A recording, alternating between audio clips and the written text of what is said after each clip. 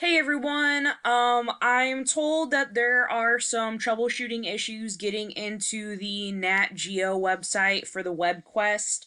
So I'm posting some troubleshooting. This is the post from this morning with the website that gets to natural disasters. You need to go. So I told you that if you click this, it should start working, and some of you are telling me that it's not. On your screen, you should have a lock icon right here.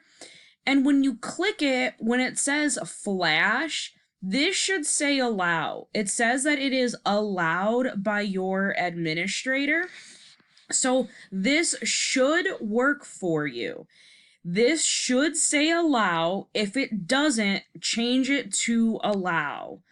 And then you should be able to go ahead and click this, hit allow a second time, and then you should be able to work through the web quest as described.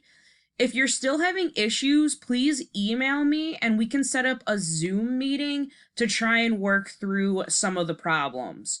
Hope that helps. Thanks.